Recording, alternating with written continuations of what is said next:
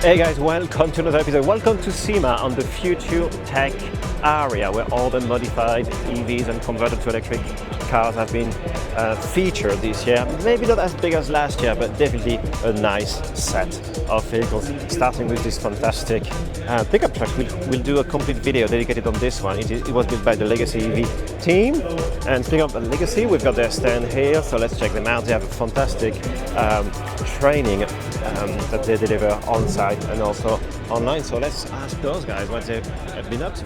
So guys, what have you been up to on the training side of things? Yeah, well, I think if you know Legacy EV, you're familiar with our conversions, our parts distribution, but a core focus of one of our business as well is the training that we provide. So partnering with junior highs, high schools, community colleges, trade schools, traditional automotive programs, and really developing and providing additional pathways specifically around electric vehicles, high voltage safety. So really providing different programs for all levels of that EV journey. So being able to teach the younger students in an easy, fun way about electric vehicles, all the way up to your senior level kind of automotive tech students about EV powertrains and troubleshooting diagnostic systems.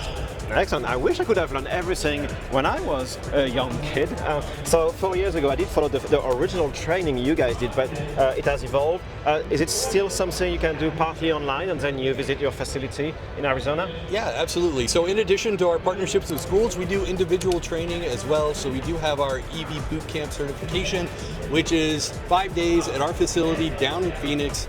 A lot of that is going to be in-person, hands-on, but there is a virtual aspect to that as well to get kind of that foundational knowledge. In addition to the certification bootcamp, we have high voltage level 1 and level 2 virtual training courses. Excellent. So if you work with a service center, if you work from a fleet management perspective, you want to get your staff educated on high voltage, the safety concepts, you can come to us. We can teach them virtually, instructor-led, kind of a smaller commitment than 4 or 5 days in person, but a very, very effective course if you are looking to teach those foundational safety aspects for your team. Well, that's fantastic, because nowadays any shop, even a traditional shop, even if they don't do anything with EVs, because they may end up working on a high voltage hybrid drivetrain, this should be trained. So that's why you bring the solution. Yeah, absolutely. And I think right now we're seeing with the proliferation of electric vehicles on the road, but also a lot of government organizations that are electrifying their fleet. They have these maintenance workers that may not be familiar with high voltage battery packs. This is where some of this training is just really, really important to get these people educated and make everyone safe and make sure. Excellent. So I guess check out legacyev.com for more information about training and components from all over the country. And yeah, you deliver anywhere in the US, complete system, components, and you do a fantastic build like this fantastic truck. So we did a video with Rob, so there's a dedicated video about this truck. But where do you see the industry going with EV conversion? Do you see more bolt-on plug-in systems, or shops still want to fine-tune and design their own system typically? Yeah, absolutely. I mean, again, I think with the popularity of just your modern-day electric vehicles, the idea is really getting out there. People are seeing the advantages of it. And then on the flip side, a lot of people have some of these older cars that they're just in love with and want to keep around. So having that conversion as an option is definitely growing in popularity. So we're at a time where it's the best of both worlds, from the past to the future, which is where we come in as Legacy EV. All right, cool. Thank you very much. Absolutely. And again, check out legacyev.com. Absolutely. All right, next then we are going to visit the guys from the UK, eDubs Conversion, offering complete system for classic Volkswagen. So grab this mic and tell us everything about your business and the complete system you bring for classic Volkswagen buses and vans. So what you see in front of you is our eDubs conversion system for classic VWs. This fits into any classic VW camper, from a 1950 split screen up to a VW Type 2 bay window, 1979. What you can see obviously in front of you right now, you've got battery box on there, you've got custom subframe on there. There's our eDubs drive unit on there as well, which is configurable up to 150 brake horsepower with 285 Newton meters of torque from 0 RPM. What type of capacity do you offer? We have 3 different capacities. The maximum goes up to 62 kilowatt hours, which gives you a real world range of about 195 miles. Okay. Those are available with rapid charging as well. Oh yeah, that's a key point, especially for the US market. You want rapid charging, you want to do long distances. Yeah, you don't want the vehicle to let you down for range, because classics aren't great to drive really long distances regardless. So, but yeah, for sure, it's got all of that features all built in, all really, really good.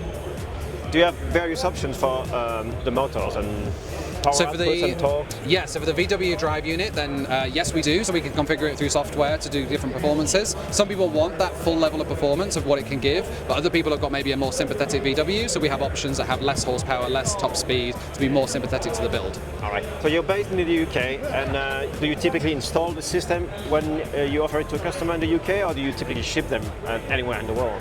So in the UK, yeah, we take care of the whole process. So in the UK, we're very business to customer focused. So people come to us with their beloved VWs, and normally they need a little bit of restoration as well. So we take care of any restoration work that needs doing. Alongside that, we build the system, and then once the two things are ready, they get connected, and then we test it and deliver it back to the vehicle as one finished product.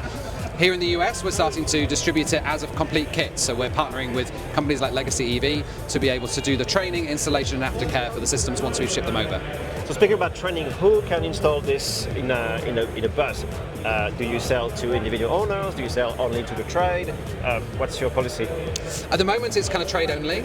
Here in the US, we're kind of letting Legacy EV to decide that process because they're the ones who are offering the different training options. Okay. The main thing I feel is what's missing is if you just say to somebody, hey, you've got to figure it out and it's kind of on your own risk, then that's not really good enough. Yeah. What Legacy are really great at is doing some of the training aspects too. So they can at least say, hey, you can be trained in this and trained in this and trained in this, and then it's up to them if they want to say yes or no. But yeah, it's a high voltage build, so of course it's not for the faint-hearted. It does need a bit of tooling, a bit of garage work to install the system, but it's designed to replicate the original engine and gearbox, which in a VW you could just drop out straight onto the floor and roll it out on a jack lift. So it works in a very similar way. Okay. Weight-wise, where does it stand compared to the original drivetrain? So compared to the original, it adds about 170 kilos of weight. Okay. But what's so fantastic about the VWs is that they were originally, the split screens weighed a ton and they could carry a ton. Yeah. So having that high payload means you can get away with a little bit of extra weight and still have tons of space for camping interiors, for carrying passengers, for luggage, all sorts of other things people want to do. Speaking about camping, do you offer a system where you can use the traction battery to become a 12-volt system to power all your device and tools in the van? Yeah, we do. We have a couple of systems that do that. So we offer as part of our system something which we call an off-grid inverter. So that's taking the DC power of the battery pack and converting it into 240-volt AC power. And then people can use that to power plug sockets in their van, but even things like induction hobs or coffee machines, that's all possible inside. And you can do that completely off-grid, which is really quite cool. Okay. And going back to the rapid charging, do you offer NACS or do you offer Type 2 or CCS? Yeah, so it's a CCS options, both Type 1 and Type 2, okay. Up to 74 kilowatt hours. That's nice. up to 74 kilowatts, what the batteries are capable of taking. And yeah, we offer those alongside Type 1 and Type 2 options as well. All right. So what's the next step for eDubs in the US? Do you offer other platforms or other systems also outside of the Volkswagen bus? Yeah, so we have Porsche 911 systems for G-bodies as well that we offer alongside these. So they're again fully finished, exactly the same kind of method of installation, but for Porsche 911s. We also have the eDub drive unit itself, so that's with the specs that I gave earlier, but people can take those and install them into their own bespoke project. What we found at the show has been really fascinating. We've had loads of good discussions with people who are thinking about setting up their own little micro conversion industries. Yeah. So they'll have a particular vehicle they really want to do, but they can recognise that eDub is a good person to partner with for the design and the engineering. Okay. We've got really great supply and obviously 12 years of experience of doing conversions, so we can say to them, hey, okay, that's a great vehicle, let's consider that motor, that battery pack, and we can make it work for them. Excellent. Well, kids, thank you very much, guys. If you want to check out eDubs, it's edubsconversion.com or is it .co.uk? It's both. Okay, well, that was easy. All right, cool. All right, I'll grab the mic and I'll carry on my tour. Perfect. Thank you, kids. See you later. All right, going back to this fantastic pickup truck. Again, there's a dedicated video, but I really could not pass it and not show it to you. It's just one of the nicest, not only EV truck, but truck in general. So yeah, check out the video. We've done the complete dedicated video, dropping soon. All right, another set of Teslas from Ruined EVs with a few mods. Nothing silly this year. We've seen some very crazy build, including the TSK Tesla Model 3 with the wide body and the full front fascia conversion like the Cybertruck. So again, we'll do a dedicated video about this and visit again those guys in LA. So again, in a nutshell, wide body, full front clip conversion and a few nice add-ons. Which brings us to this fantastic battle of the builder contender. Look at this beauty. It started as a full project restoration. It has been completely redone. Those guys picked it up, it looked like it was in very good condition, but when they started driving it, they realized how bad it was, brought it back to their LA location and fully restored and converted it. Same thing for this one, we'll have a complete dedicated video. Alright, some other vehicles that have nothing to do with EVs are still in the future tech area, but I guess future tech is a very broad term. Before we visit the guys at Talk Train, those guys do something very cool. They use a Tesla Model 3 platform to make a little truck, and then you can add the body you want or use it as is in a factory, but they repurpose a complete system from Tesla Model 3s. So going back to Talk Train, let's see if anyone is available, because they have a very cool new system based on the Model 3 motor. So the same system as we had previously from Revolt with the Model S motors, but now based on a more compact and even easily more available Model 3 drivetrain, either as the regular one or either as the performance option. And also they always have their gearboxes, so check those guys out at Talk Trains. And they're also bringing new product earlier next year, so we'll tell you more about those guys. Now, going back to some of the Teslas, this fully slammed Model 3. I did a video about this in San Diego, actually in Long Beach, not so long ago, with this cool dude, and he has upgraded to a full campsite upgrade with everything fully based on batteries and power stations, so he can go anywhere. He kind of wanted to do an overlanding theme build, but when you've got a wide body that is slammed onto the ground, it's kind of hard to do this, so it's still quite fun. So now this Jeep Wagoneer, fully electric, about 600 horsepower, and some very nice wheels and paint treatment from Bisimoto, and probably the nicest car at the SEMA Show. I'm not talking about EVs, I'm talking about the nicest car. This looks like $1 million, probably cost $1 million, but it's fully Corvette, fully built to the highest standards I've ever seen. We'll do a fully dedicated video also on this. It uses Second Life battery packs, which I always like repurposing those batteries, but the level of finish is absolutely incredible. So I was expecting this car to be in the Battle of the Builder. Apparently it is not, which is kind of odd, but we'll see at the end of the show what happened. But the company is called Volt and Steel, and I highly encourage you guys to check them out, because they're going to bring some very high-end builds onto the market. They're based in California. Now those guys, we know, I visited them and did a full video about them, Sierra cars. So they are cars, they're not buggies. Well, that's what they say. There's fantastic toys, and they're building a handful of them each year. And I think it's time to visit them again, because the platform has evolved significantly. And those things can fly. They jump, they take a huge abuse, and you can take them in the desert and push them to the limits. Another Model 3, that's a performance, a really recent car, 2025 car, with the full Liberty Walk body kit. So as far as I'm aware, this is a carbon, not a carbon fiber, but a fiberglass or plastic wide body, but it looks very, very OEM looking. And the time machine. So imagine an electric time machine. That would solve so many issues, as it would not break down in the movie, would it? And last but not least, those fantastic two Mustang. Again, same thing, we'll have two dedicated videos. These one are from Eltington. So those guys, what they're doing, instead of adding a drivetrain in a car, they actually bring a complete chassis and bolt on the original body on top of it. So this is the prototype. It looks fantastic, but still a prototype, you can tell from what you'll see in the back. But this is the finished product. Ironically, it's all patinaed, but it's a fully finished product. Same thing, we'll have a fully dedicated video, so watch this space to learn more about this bad boy. Bonjour, vive la France, je m'appelle Magnus. So we're here to talk about, obviously, conversion to EV, and I would like your feedback not only on converted to electric classic cars, but also where, say, brands like Porsches are taking their brand new OEM electric base. Well, it's probably what you call high voltage rock and roll, right? Everyone seems to be talking about it, but no one's really buying it. Look at Porsche and the Taycan, and Audi and the e-tron, and Mercedes and the G-Wagon, right? These are just three from Germany that no one really seems to care about. But The good thing about EVs or electric cars, right, is they're fast and quiet. So here we are at SEMA where everything's loud and noisy, and EVs are the complete opposite. Well, you can still make them noisy if you do a big burnout. Yeah, for sure. You just hear different types of noises. I'm not against EVs. I've driven the Pininfarina Battista, the 2,000 horsepower all-electric hypercar, which I'm designing a one-of-one livery. That's perhaps the fastest car I've ever driven, and as you know, it's built on the Rimac Nevera platform. Yeah. So whether it's a Tesla, a Rimac Nevera, or a 1929 electric Rolls-Royce Ghost, we all need electricity to sort of move around. So I'm not anti-EV. It's it's horses for courses, and you've got to adapt to the environment. What was the first EV you ever drove? Probably the Porsche Taycan when it came out in 2019 at the launch. Yeah. It's crazy to think it's already 7 years since it came out, and then the Audi products also. Sure. So what's your point of view with iconic, say, 964 converted to electric, provided, say, the weight distribution is respected, the power is... Well, it's not just 964. People are, putting electric motors in everything from 356s all the way through.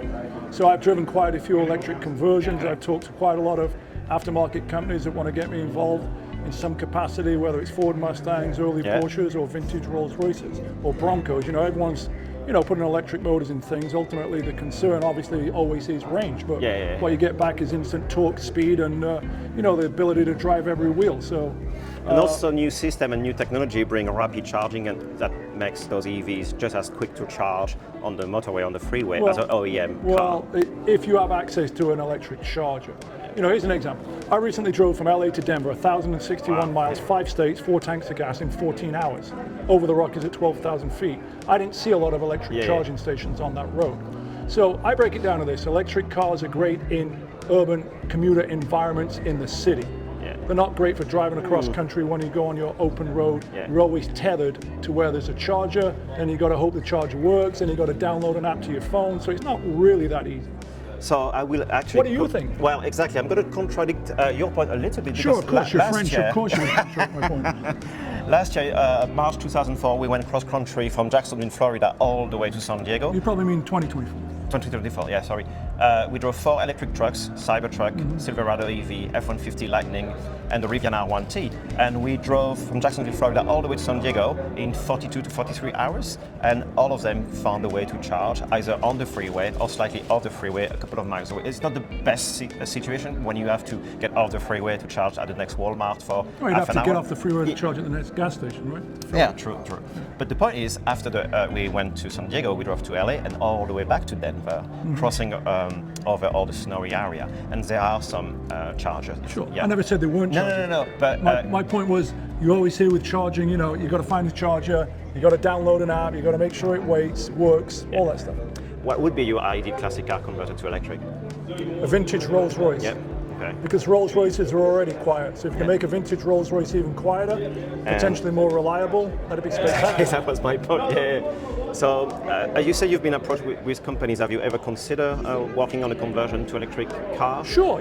I literally at least once a month talk to someone about doing an electric car conversion. All right. I just, and I've driven quite a few electric vintage cars, whether it's Broncos, Porsches, Mercedes. I'm not opposed to it. It's just a different type of mobility. Okay. Let's going back to your collection. What did you get recently outside of your Porsches, the Rolls Royce? Did you get any new cars we haven't already seen or heard of? We're definitely in our vintage Rolls Royce era from the 60s and 70s. So right now we're focusing on Shadow Coupes from that era because they represent great value for money and ultimately a great driving experience. Okay. And a lot of style, and a lot of quality. So will you be styling the exterior, the interior of those Rolls Royce? Time will tell. Never say never. Look at those guys from current LA. I've seen them as 2 vehicles. We'll check out real quick. Those guys are fully solving issues with Tesla battery packs and replacing modules and so on. More and more companies are doing so, not only in the US but also around the globe. A few more body kit options and vinyl wrap, which are becoming pretty common. It's always nice to stand out from the other models. Actually, this morning I was stuck in the Tesla loop and there was 4 white Model Ys in front of us. So I appreciate why people always want to bring more colors to their build. Now, going back to current, those guys in there are building some more cars, including this fastback. That's going to be quite a badass car. 65, iconic 65 fastback, 600 horsepower, 85 kilowatt hour, which is quite interesting because it looks like more and more of those builds bring larger capacity battery packs. So typically we used to see 50 to 60 to maybe 70 kilowatt hour packs, but no, more and more we see 85, 90 kilowatt hour pack, which completely changes the game, especially when you couple it to more and more common CCS or rapid charging options. But as far as EVs and conversion to EVs, that's pretty much it for this year's SEMA Show. I'm sure we'll find another couple of modified Teslas or modified EVs, but definitely not as many as previous years. Is it a trend? Is it where the industry is going? I'm not too sure. Maybe the EV industry doesn't feel supported by SEMA, or maybe SEMA does not really understand yet where the market is going with EVs. One thing's for sure, the enthusiasm for EV hasn't changed whatsoever. People still love it. Higher finished, higher budget builds are popping all around the US and around the globe, with more companies offering $500,000 bill to $1 million bills. So yeah, the enthusiasm for EVs is not going anywhere. And even OEMs bringing some fun toys like Hyundai with the EV9. So not a huge amount of work, but it just looks super cool. Raised up suspension, roof bar. Sometimes you don't need much more. But yeah, look at that. So I'm sorry, it's the Ioniq 9. But yeah, it's big time.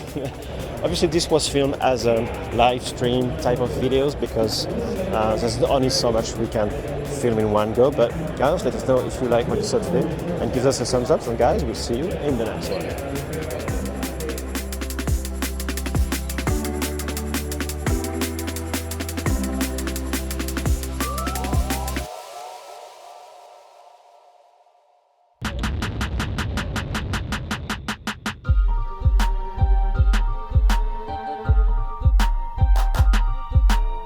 Would you believe me if I told you you can do a radical change to your car in less time it takes to supercharge your Tesla? Let's check it out. I have partnered with Halo Black to create a custom design that hides your old rim and replace it with a nice flush disc that not only protects your rims but also improve efficiency. First step is to install the hub. It just goes in. You can push this in, tighten it by hand. Then you use a special tool. Here we go. Next step is just to open the disc, and this one is the custom design one. 88 miles per hour, because when this baby hits 88, you're gonna see some serious. Next step is simply to screw this on, and because this is the right side of the car, screw anti-clockwise, and you use the tool to lock it in. And to secure the whole thing, you screw on one very last screw. All right, it only took 12 minutes, which is way less than it takes the Tesla to supercharge. So in the next few weeks, I will know if efficiency has actually improved. But in the meantime, you can order your own set of discs. And again, you can use any numbers, any letter you want, up to 25 characters, and use the code below. But more importantly, send us your photos of your Tesla with your Halo disc.